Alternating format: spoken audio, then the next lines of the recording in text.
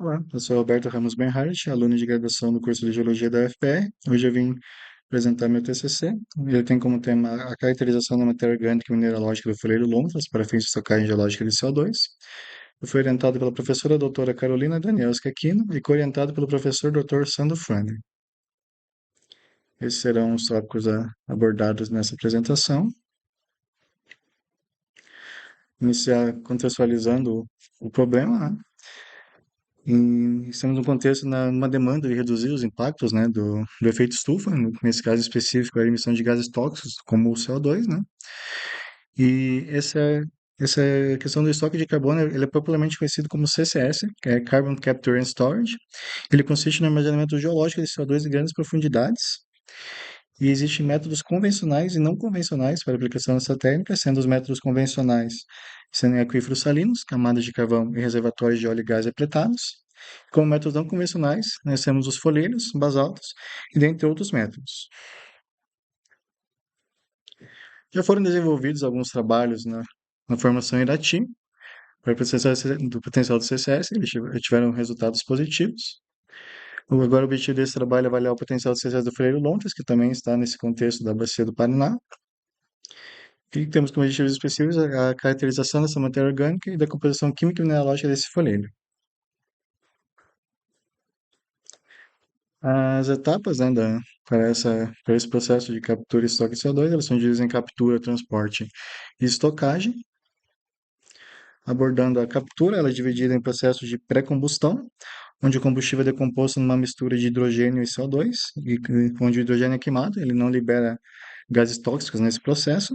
Temos o processo de pós-combustão, onde o CO2 é separado de outros gases e é capturado por um solvente líquido, e depois ele é aquecido e capturado.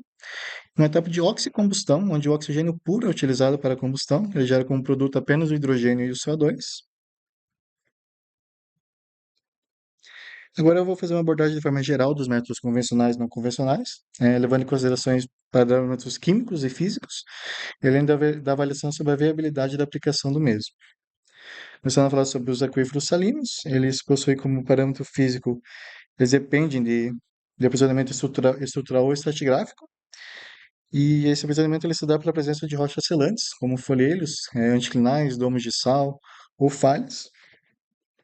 Temos também o aprisionamento capilar residual, que é quando o CO2 em forma supercrítica desloca os sais presentes na água do aquífero, né? Ele fica retido nos poros da rocha.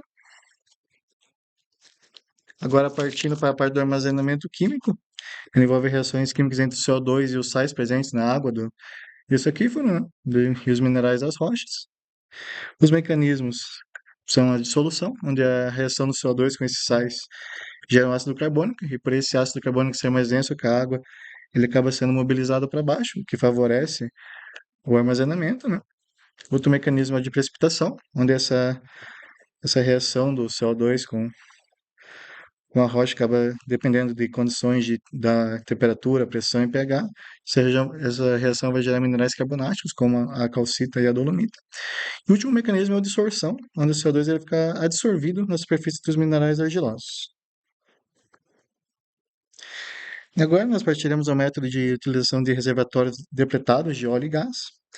E esse método apresenta como vantagens ele já possuir uma infraestrutura, já ter um conhecimento geológico prévio, que são ambos os fatores que reduzem custos de pesquisa. Além disso, é possível recuperar óleo, um método conhecido como Enhanced Oil Recovery, que acaba trazendo dinheiro para o projeto, também facilita essa questão econômica.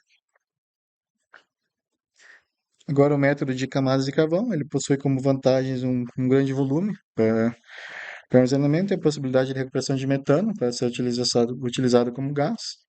O método conhecido como ECBM, Enhanced Coal Bed Methane. Nós partiremos agora para o método em folheiros, onde o principal mecanismo de armazenamento do CO2 é a sorção, em conjunto com a dissorção do material na superfície dos minerais argilosos. E os parâmetros que influenciam nessa distorção são o teor de carbono orgânico total, onde quanto maior esse teor, maior a capacidade da distorção desse folheiro.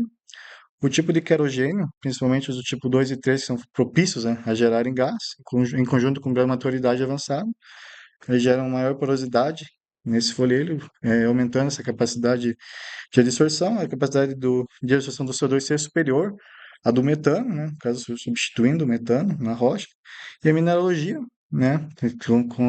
Contendo uma quantidade maior de minerais argilosos, eles favorecem, né, o CCS. Agora, abordando a localização da área de estudo, ela situa-se a norte da cidade de José Botô. Foram coletadas amostras de dois afloramentos, denominados A e B.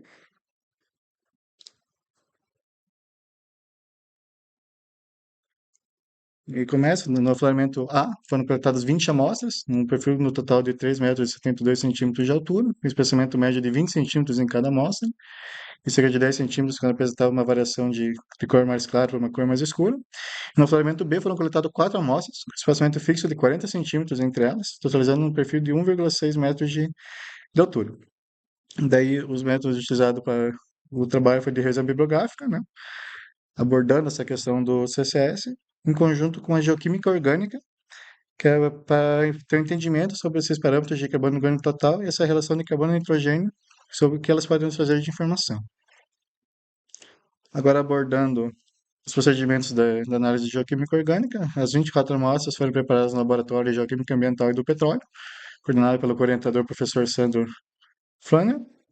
As etapas realizadas vão ser mostradas mais para frente. Daí, ao cumprir essas etapas, elas foram enviadas ao Departamento de Solo e Engenharia Agrícola, no campus agrários da UFPR, e onde foram encapsuladas em papel estranho e enviadas para análise de carbono orgânico total, carbono e nitrogênio. Essas aqui foram as etapas da amostra. Inicialmente elas foram moídas, tratadas com ácido clorídrico, homogeneizadas, aquecidas. Daí, num processo que foi repetido 3 vezes, de adicionando água deionizada, centrifugadas e remoção do excesso de água, e foram secas. E, como dito anteriormente, depois desses procedimentos, eles foram enviados ao Departamento de Solos e Engenharia Agrícola. Esses foram os resultados obtidos. Essa imagem aqui do perfil A, contendo o perfil de coleta da amostra e os valores de carbono orgânico total dessa relação carbono e nitrogênio. E no A, foi observado que, no geral, uma homogeneidade nos valores de carbono orgânico total e da relação carbono e nitrogênio, com valores próximos de 0,6% e 0%, 9, respectivamente, e 9, né? 0,6% do carbono orgânico total e 9 da relação carbono nitrogênio. Foram observados valores anônimos de 10% e 1.500 em amostras contendo estruturas cone em cone nos folhetos.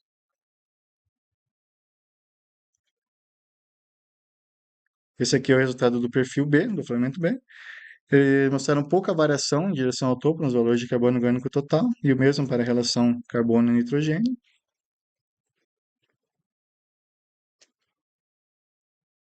Agora, entrando no mérito das discussões, né, o Oliveira definiu que um teor ideal de carbono orgânico total seria de 2%, né, como mostrado,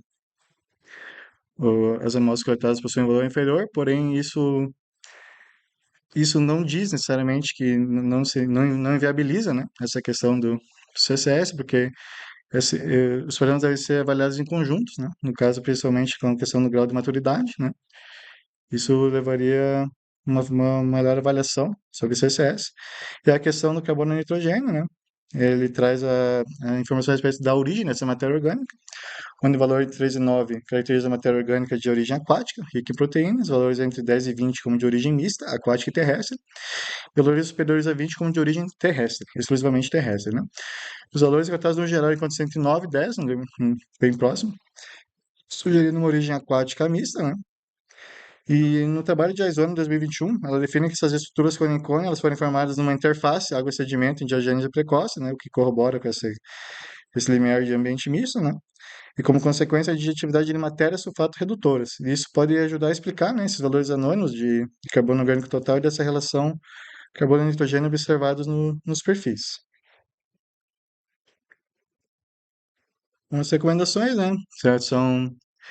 Recomendo fazer outras análises que, em conjunto, poderiam trazer um resultado melhor sobre a viabilidade da aplicação do CCS. Entre esses métodos seriam o DRX, o FRX, uma microtomografia, o método pirólise Rock-Evo e a reflectância da vitrinita. Essas foram as referências utilizadas nessa apresentação. E muito obrigado.